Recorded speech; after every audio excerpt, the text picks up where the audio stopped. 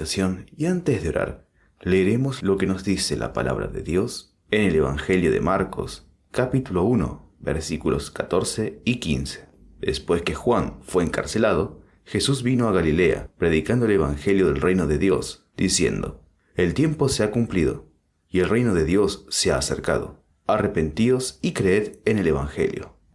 Teniendo en cuenta este versículo, oremos para pedir sabiduría de lo alto, para poder comprender la lección que estudiaremos este sábado. Oremos.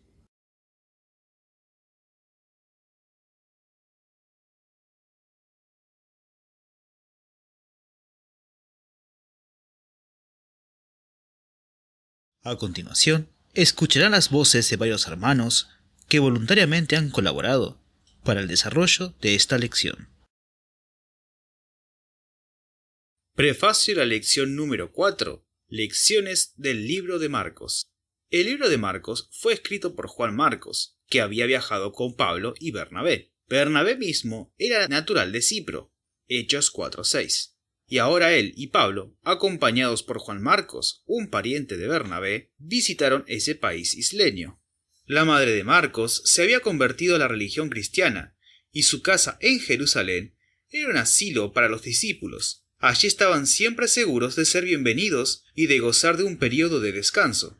Fue en una de esas visitas de los apóstoles a la casa de su madre, cuando Marcos propuso a Pablo y Bernabé acompañarlos en su viaje misionero. Sentía la gracia de Dios en su corazón y anhelaba dedicarse enteramente a la obra del ministerio evangélico. Los Hechos de los Apóstoles, página 135. Cuando Marcos empezó a viajar con Bernabé y Pablo, se dio cuenta de que el trabajo era demasiado para él, y volvió a casa. Cuando regresó para intentarlo nuevamente, Pablo se negó a trabajar con él. Sin embargo, tiempo después, Pablo cambió de opinión sobre Marcos, encontrándolo tan útil que le dijo a Timoteo: Toma a Marcos y tráele contigo, porque me es útil para el ministerio. Segunda de Timoteo, capítulo 4, versículo 11.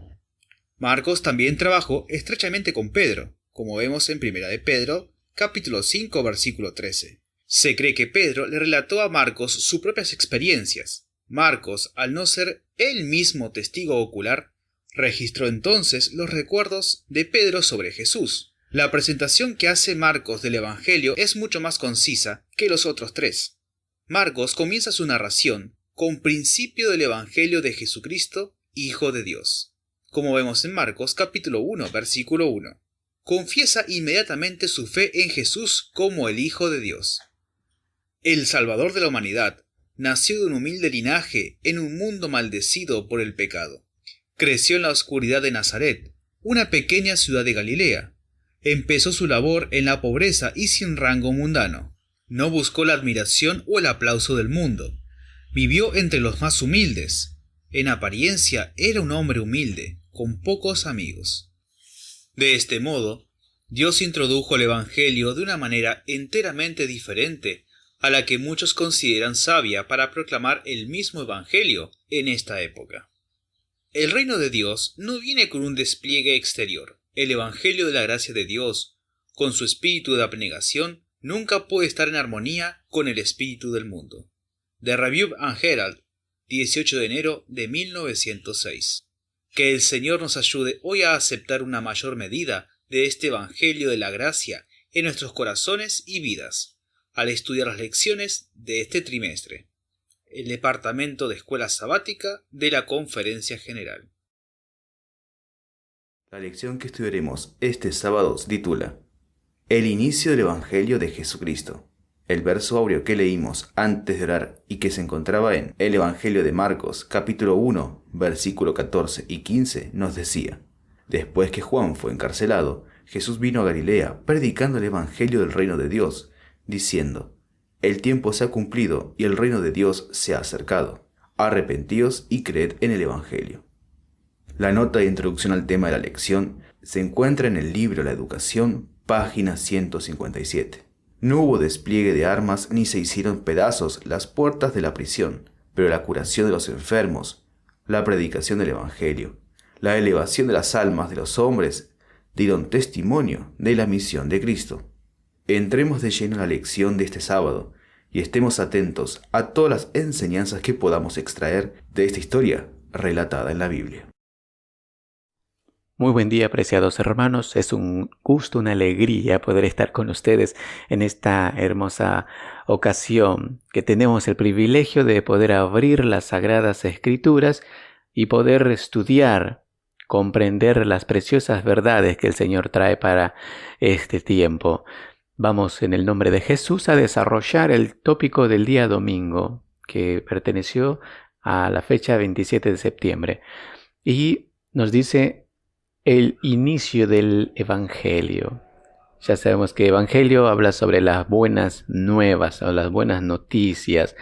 La consigna A nos dice cómo abre Marcos su narración sobre la vida de Cristo y qué reconoce inmediatamente acerca de Jesús.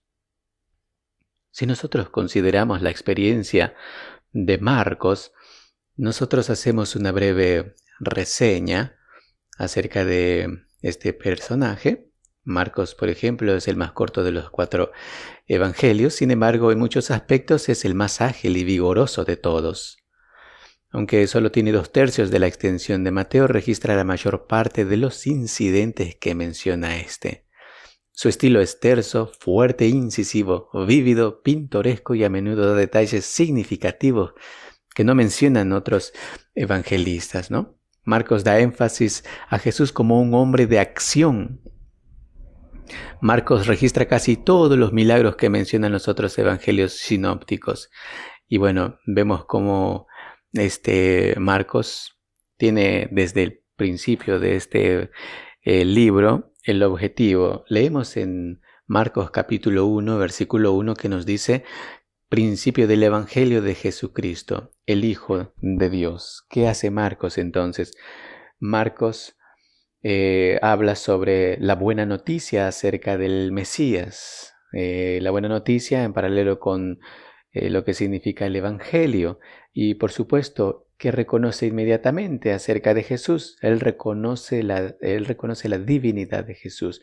Lo llama inmediatamente el Hijo de Dios. Recordamos que en los tiempos antiguos siempre fue un desafío de que los judíos de su tiempo reconocieran a Jesús como el enviado de Dios. Entonces, comprendemos esto. Es importante destacar que Marcos intentó siempre poner en prioridad a la comprensión de la mente humana el supremo poder de Dios, como puede verse en las maravillas y milagros hechos por Jesús. Este es el objetivo primario de Marcos.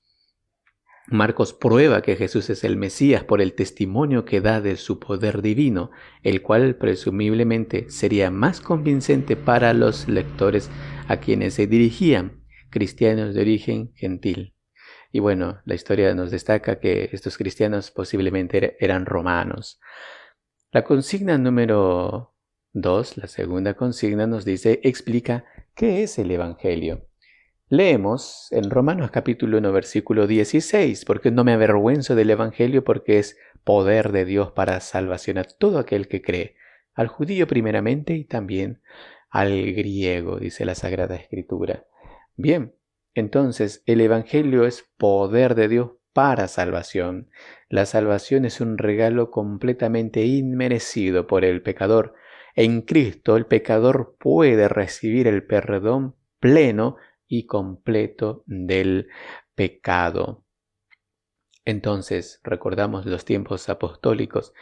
En el caso del apóstol, cuando él menciona sobre este versículo, el apóstol Pablo, él decía, no me avergüenzo del Evangelio. ¿Por qué? Porque él había experimentado este poder, un cambio de vida para salvación. No solamente esto, este mensaje de buenas nuevas le había traído también dificultades, le había traído persecución, pero él con todo esto sabía de que si bien en el mundo real tenía persecución, en un sentido espiritual él estaba libre. Él sentía cómo el Espíritu de Dios lo animaba para poder predicar este mensaje a todas aquellas personas, ¿no?, que necesitaban también comprender, conocer sobre estas buenas noticias, ¿no?, sobre la salvación.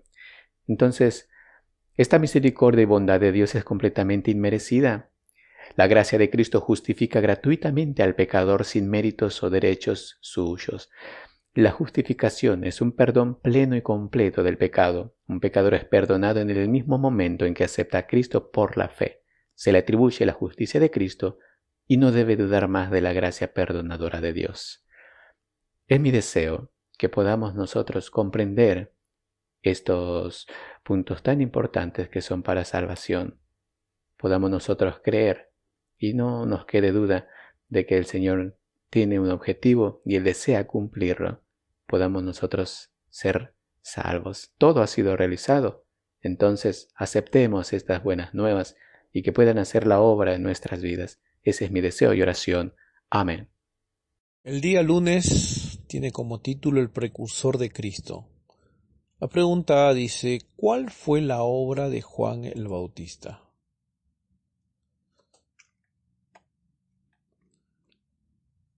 La obra de Juan el Bautista, básicamente, fue de preparar el camino, preparar a las personas, preparar al pueblo de Dios para la llegada del Mesías. Fue un mensajero. Y según Lucas 1:17, él iba a ir adelante con el espíritu y la virtud de Elías, con el propósito de convertir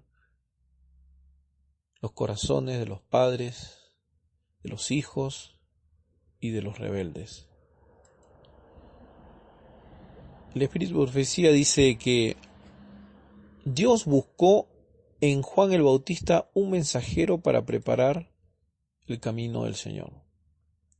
Juan fue claro al decir que él no era el Mesías y que debían esperar al Cristo que estaba por venir. Enseñó a sus discípulos a mirar a Jesús y a seguirlo. Y nuestra obra, ahora, actualmente, es la misma de Juan el Bautista. Nosotros ahora vamos a proclamar. Juan proclamó la primera venida de Cristo. Nosotros estamos proclamando la segunda venida de Cristo. Ese es nuestro trabajo actualmente. Hemos de hacer mucho más de lo que ya hicimos, según reflejemos a Jesús, página 193. La pregunta B. ¿Cuál fue la obra de Juan el Bautista o cuál era el mensaje y quiénes acudían a escucharlo? Todo el pueblo quedó impresionado. Juan bautizaba y predicaba el bautismo del arrepentimiento para remisión de pecados, según Marcos 1, 3 al 5. Y muchos de la provincia de Judea y Jerusalén se acercaban a él para ser bautizados, confesando sus pecados. La pregunta C dice, ¿hacia quién dirigía Juan el pueblo?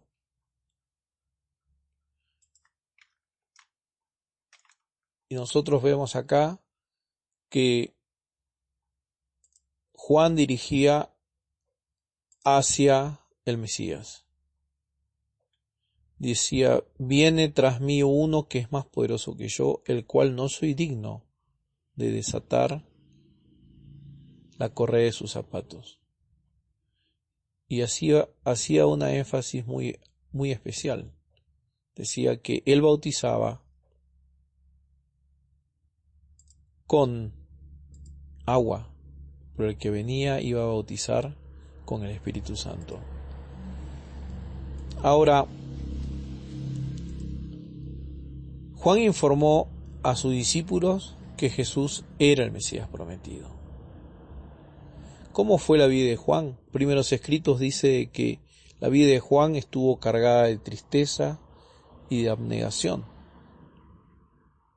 Él anunció la venida de Cristo, el advenimiento de Cristo, el inicio de su trabajo como Mesías, pero no pudo ver los milagros ni gozar del poder que Cristo manifestó. Ahora Juan sabía que debía morir cuando Jesús asumiese las funciones de maestro. y muy rara vez se oyó su voz fuera del desierto. Hizo una vida solitaria. No se aferró a su familia para gozar de su compañía, sino que se apartó de la familia para poder cumplir su misión.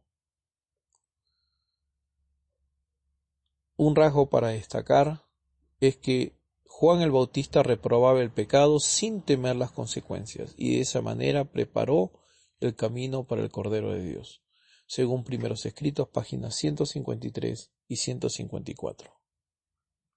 Muy feliz sábado, hermanos. Vamos a estudiar el tópico 3 de la lección perteneciente al día martes 29 de septiembre, cuyo título es El Salvador es bautizado. La pregunta nos dice: ¿por qué razón vino Jesús en busca de Juan? Como nos dice el Evangelio de Marcos, capítulo 1, versículo 9, Jesús vino desde Nazaret a Galilea para ser bautizado por Juan. El bautismo es un rito que implica arrepentimiento y confesión de culpabilidad que debe ser lavada. Juan no quiso oficiar este rito, pues entendía que Jesús no lo necesitaba. ¿Cómo podía Juan, pecador, bautizar al que era sin pecado? ¿Y por qué había de someterse el que no necesitaba arrepentimiento a un rito que era una confesión de culpabilidad que debía ser lavada? Con firme, aunque suave autoridad, Jesús contestó: «Deja ahora, porque así nos conviene cumplir toda justicia». Y Juan, cediendo, condujo al Salvador al agua del Jordán, y lo sepultó en ella. El deseo de todas las gentes, páginas 84 y 85. La pregunta B nos dice: ¿cómo se manifestó el Espíritu Santo en el bautismo de Jesús, al igual que Dios el Padre? En Marcos capítulo 1, versículos 10 y 11, también nos sigue diciendo: «Y luego, subiendo del agua, vio abrirse los cielos, y al Espíritu como paloma, que descendía sobre él. Y hubo una voz de los cielos que decía: Este es mi Hijo amado, en el que tengo contentamiento». Esta era una señal dada a Juan, para que pudiera saber quién era el Mesías. La tierra había estado separada del cielo por causa del pecado, pero Cristo rodea a la raza caída con su brazo humano, y con su brazo divino se aferra del trono del infinito. Y la tierra disfruta del favor del cielo, y el hombre queda en comunión con su Dios. La oración de Cristo en favor de la humanidad perdida se abrió camino a través de todas las sombras que Satanás había proyectado entre el hombre y Dios, y dejó un claro canal de comunicaciones hasta el mismo trono de la gloria. Qué gran y hermosa escena para poder contemplar. La divinidad completa, Padre, Hijo y Espíritu Santo, se hacían presentes en el inicio del ministerio de Jesús. Sigamos estudiando, hermanos, esta hermosa lección y que tengamos un lindo sábado. Amén. Apreciados hermanos, tengan ustedes un muy feliz sábado. Agradezcamos a Dios en nuestros corazones por sus bendiciones y en especial por la oportunidad de poder estudiar su santa palabra. Vamos a centrarnos en esta ocasión en la lección del día miércoles, cuyo título es Llevado al desierto. Y la primera pregunta nos dice: ¿dónde fue Jesús inmediatamente después de su bautismo? Leemos en Marcos 1:12 que luego el Espíritu Santo le impulsó al desierto. Algo que me gustaría destacar es que en los otros evangelios, tanto en Mateo como en Lucas, hablando de este mismo episodio, también ellos revelan que Jesús fue llevado al desierto por el Espíritu Santo. Leemos en Mateo 4:1 que Jesús fue llevado por el Espíritu al desierto. Y en Lucas 4:1 dice: Jesús, lleno del Espíritu Santo, volvió del Jordán y fue llevado por el Espíritu al desierto. Entonces, ¿qué podemos concluir? Recordemos que desde su nacimiento Jesús había sido tanto guiado como instruido por el Espíritu Santo. Pero en ocasión del bautismo, el Espíritu Santo descendió sobre Jesús en plenitud para llenarlo de sabiduría, para capacitarlo, para prepararlo para la misión que le había sido asignada. Entonces Jesús fue siendo guiado paso a paso por la voluntad de su Padre, por el Espíritu Santo, en armonía con el plan que había sido trazado desde antes de su venida a este mundo para la salvación de los hombres. Ahora, ¿por qué Jesús fue al desierto? Nos dice la pregunta, ¿por qué? Bueno, Jesús se retiró al desierto para estar solo con su Padre, para meditar en esta misión que tenía por delante y, como nos dice la nota, para fortalecerse, para transitar la senda manchada de sangre que le tocaría recorrer. Hermanos, en nuestra vida nosotros también debemos ser guiados por el Espíritu Santo, de tal forma que a cada lugar que vayamos, cada acto que hagamos, siempre esto sea conforme a la voluntad de Dios, que tengamos esa seguridad de estar siendo guiados por el Espíritu Santo. Y además, al igual que Jesús, debemos tener esos momentos de soledad y esos momentos de comunión con Dios para obtener fuerza espiritual. La pregunta B nos dice, mientras Jesús estuvo en el desierto, ¿con quién tuvo que lidiar? Bueno, leemos en Marcos 1:13 que estuvo allí en el desierto 40 días y 40 noches y era tentado de Satanás y estaba con las fieras y los ángeles le servían. Nos dice allí la nota, ¿sí?, que Satanás sabía que el Salvador había ido al desierto y pensó que esa era una buena ocasión o la mejor ocasión para poder atacarlo. Entonces, destacamos acá que Jesús no provocó la tentación, tampoco se puso a sabiendas en terreno hechizado o encantado del enemigo, sino que Satanás simplemente aprovechó este momento de debilidad luego del ayuno de Jesús para tentarlo. Es importante también resaltar que a pesar de que Jesús era el Hijo de Dios, había tomado la naturaleza humana y como había tomado la naturaleza humana, existía la posibilidad de ceder al pecado. A Jesús se le permitió que arrostrara los peligros con los que toda alma humana se enfrenta. Y peleó, nos dice el espíritu de profecía, la batalla como la debe pelear cada hijo de la familia humana, aún a riesgo de sufrir la derrota y la pérdida eterna. Si leemos más profundamente los evangelios, vemos que el enemigo intentó hacer caer a Jesús de diversas maneras, a través del apetito, a través de los honores mundanales, pero no tuvo éxito. ¿Por qué no tuvo éxito? Vamos a meditar en esto. Hay dos cosas muy importantes. Primero, que la palabra de Dios nos revela en Hebreos 4:15 que Jesús fue tentado en todo según nuestra semejanza, pero sin pecado. Entonces, qué maravilloso que tengamos un Salvador que puede compadecerse de nosotros porque padeció las mismas tentaciones que hoy sufrimos, es decir, no estamos solos. Pero Cristo resistió las tentaciones, a diferencia de nosotros que muchas veces flaqueamos y caemos. ¿Cómo las resistió? Mediante un poder que nosotros también podemos disponer, ¿sí? Debemos aprender a resistir por la fe, aferrándonos firmemente a ese poder divino. El comentario bíblico nos dice que Jesús se aferró al trono de Dios y así resistió. Y hoy día no hay hombre o mujer que no pueda disponer de esa misma ayuda por medio de la fe en Dios. No hay una sola alma que no pueda pedir la ayuda del cielo en la tentación y la prueba. Cristo reveló la fuente de poder para que el hombre no dependiera nunca de sus capacidades humanas, sino de la ayuda celestial. Y hablando justamente de esa ayuda celestial que Dios nos da para vencer la tentación, de esta gracia, ¿cómo promete Dios también ayudarnos en nuestros momentos de necesidad? Leemos en Salmo, tanto 91 como Salmo 34, acerca de unas criaturas comisionadas especialmente para ayudarnos, que son los santos ángeles. Dice Salmo 91, porque a sus ángeles mandará acerca de ti que te guarden en todos tus caminos. Y en Salmos 34, el ángel del Señor acampa en derredor de los que le temen y los defiende. Qué maravilloso contar con los ángeles de Dios.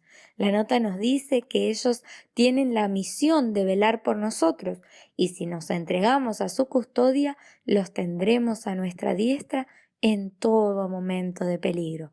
Cuando inconscientemente estemos en peligro de ejercer una mala influencia, los ángeles estarán a nuestro lado, indicándonos una senda mejor, eligiendo las palabras que debemos usar y orientando nuestras acciones. De esta manera, nuestra actitud será un poder silencioso, inconsciente, pero vigoroso para llevar a otros hacia Cristo y el mundo celestial. Recordemos entonces, apreciados hermanos, que cada discípulo de Cristo tiene su ángel guardián respectivo. Estos centinelas celestiales protegen a los justos del poder del maligno. Y ellos son millares de millares y millones de millones, los cuales nos guardan del mal, repelen las fuerzas de las tinieblas que procuran destruirnos, velan sobre nosotros y son enviados por el Padre para impedir que Satanás nos venza en las tentaciones y nos gane esta batalla por la vida y por el alma. Entonces, queridos hermanos, no estamos solos. Al igual que Jesús, cuando estaba en el desierto y allí recordemos que dice que los ángeles le servían, hoy nosotros también tenemos a nuestro servicio estos mensajeros celestiales. Tenemos además al Salvador, que ya pasó por estas tentaciones antes que nosotros. Todo el cielo está empeñado en nuestra salvación y está simplemente a la distancia de una plegaria. Oremos en nuestros corazones y pidamos al Señor fuerza y gracia para resistir y un día estar con Él por la eternidad. Este es mi deseo y oración en nombre de Jesús. Amén. Apreciados hermanos, en este día jueves estudiaremos el título que dice Ampliando el mensaje de Juan. Después que Juan cumplió su misión, ¿qué mensaje comenzó a predicar Jesús y por qué? Recordemos que allí en Marcos 1, 14 y 15, Jesús dice, después Jesús vino a Galilea y comenzó a predicar el mensaje, arrepentíos y creed al Evangelio.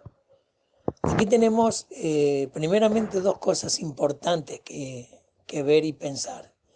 Jesús había declarado, de hombre nacido de mujer, no hubo profeta más grande que Juan el Bautista. Juan el Bautista fue un gran hombre que preparó el camino del Señor, que no vio el trabajo del Señor, que murió seguro y tranquilo de que Jesús era el Mesías por el mensaje que Jesús le mandó a decir. En la nota dice algo interesante. El mensaje evangélico, tal como lo daba el Salvador mismo, se basaba en las profecías. El tiempo que él declaraba cumplido era el periodo dado a conocer a Daniel por el ángel Gabriel. Dice, sepa pues y entiendas que desde la salida de la palabra para restaurar y edificar a Jerusalén hasta el Mesías príncipe habrá 7 semanas y 62 semanas. 69 semanas, es decir, 483 años. La orden de restaurar y edificar a Jerusalén, completada por el decreto de Artajerjes Longímano, entró a regir en el otoño del año 457 a.C. Desde ese tiempo, 483 años llegan hasta el otoño del año 27 de Jesucristo. Según la profecía, este período había de llegar hasta el Mesías, el ungido. En el año 27 de nuestra era, Jesús, en ocasión de su bautismo, recibió la unción del Espíritu Santo y poco después empezó su ministerio. Entonces fue proclamado el mensaje, el tiempo es cumplido. Jesús cumplió los tiempos matemáticos que nosotros estudiamos en esa profecía, en la profecía más larga que hay en la Biblia. Cumplido ese tiempo, empezaba el tiempo de la gracia. Jesús, proclamando el mensaje de salvación, mostrándose como el Mesías príncipe que habría de salvar al mundo por la predicación de su mensaje y el arrepentimiento. Todos los que esperaban tenían una señal. Todos sabían de las señales que el Mesías habría de venir. Hubieron judíos sinceros que la aceptaron, y estaban los otros, los que vivían por la letra y por la obstinación, que no creyeron en él. Interesante, la segunda parte de la nota dice: Cristo mismo fue el creador del sistema judaico, el fundamento mismo del costoso templo, el antitipo al que señalaban todos los servicios de sacrificios. Los judíos habían observado con aparente ansiedad la venida de Cristo. Los escribas, que conocían la ley y las declaraciones de los profetas sobre su venida, sabían por la historia profética que el tiempo de buscar y esperar su llegada al mundo había expirado. Ya no habría otra fecha, si ellos sabían de todas esas fechas. Lo que nosotros podemos observar de eso es un tiempo matemático que no se pudo evitar. Eso estaba profetizado y se cumplió. Ahora debemos vivir por la fe. Ahora ya no hay más profecías. Ahora tenemos que esperar. Y dichosos de aquellos que esperan en Jesús. Bienaventurados aquellos limpios de corazón, porque ellos verán a Dios. Que así sea para todos y cada uno de nosotros, hermanos. Es mi deseo, en el nombre de Jesús. Amén. Buenos días y feliz sábado a todos nuestros apreciados oyentes. Nos dice Marcos 1, 14 y 15: después que Juan fue encarcelado, Jesús vino a Galilea predicando el evangelio del reino de Dios, diciendo: el tiempo se ha cumplido y el reino de Dios se ha acercado. Arrepentíos y creed en el evangelio. No hubo despliegue de armas, ni se hicieron pedazos las puertas de la prisión, pero la curación de los enfermos, la predicación del evangelio, la elevación de las almas de los hombres dieron testimonio de la misión de Cristo. El día domingo nos dice el inicio del evangelio. Y aquí estudiamos de que Marcos comienza su narrativa, comienza su evangelio, reconociendo de que Jesucristo es el Hijo de Dios. También pudimos ver de que el evangelio es poder de Dios para salvación a todo aquel que cree. Qué importante esto, ¿no? ¿Qué es entonces el evangelio? Poder de Dios para salvación a todos nosotros, a todos los que creemos en el evangelio, a todos los que creemos en Jesús. El día lunes nos dice el precursor de Cristo. El precursor de Cristo fue Juan el Bautista. Su importante misión en esta tierra fue preparar el camino para el Hijo de Dios, para Jesucristo. Él llamaba a todas las personas a que se arrepientan, a que se conviertan, porque el reino de Dios se había acercado. Venían personas de todas partes a ser bautizadas por Él para lavado de sus pecados, para arrepentimiento de sus pecados, ¿no? Allí Él guiaba su mente hacia Jesús. Él decía que venía uno delante de Él, que Él no era digno de atar siquiera la correa de su calzado. De esta manera Él guiaba a todas las mentes, a todos sus seguidores hacia Jesús. El día martes nos dice: el Salvador es bautizado. Jesús fue a Juan el Bautista para ser bautizado por él. No porque Jesús hubiese pecado, sino para darnos ejemplo en todo, para que se cumpliese la Escritura, para que se cumpliesen las profecías. Cuando él fue bautizado, Dios desde el cielo dijo: este es mi Hijo amado en quien tengo complacencia. Y el Espíritu de Dios descendió como paloma sobre Jesús. El día miércoles nos dice: llevado al desierto. Después que Jesús fue bautizado, dice que fue llevado por el Espíritu de Dios al desierto.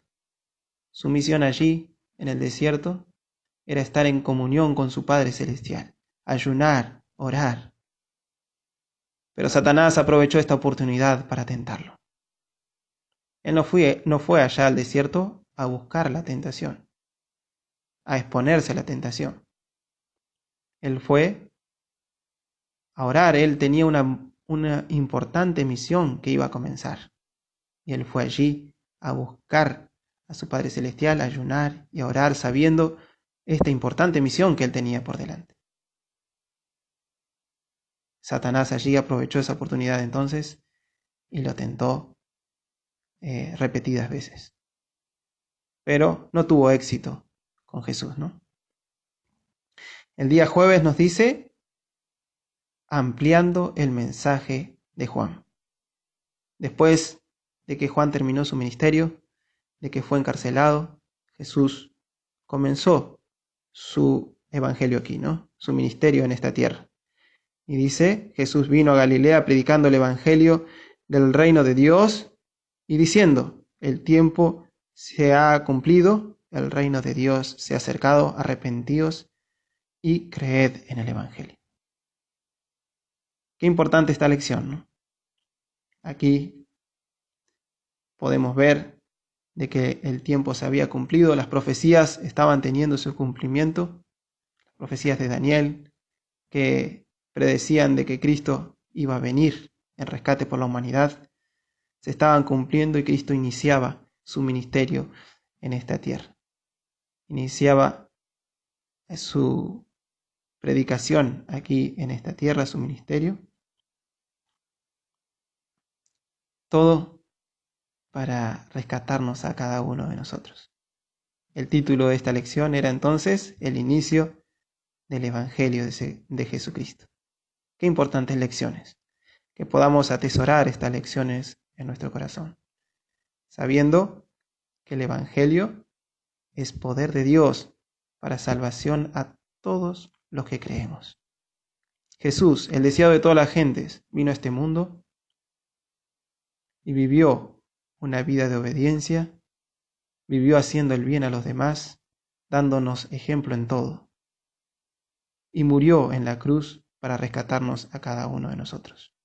Que podamos poner nuestra mira fija en Jesús, que podamos arrepentirnos y convertirnos de nuestros pecados y que podamos acudir a Él. Que Dios nos ayude y nos bendiga. Amén.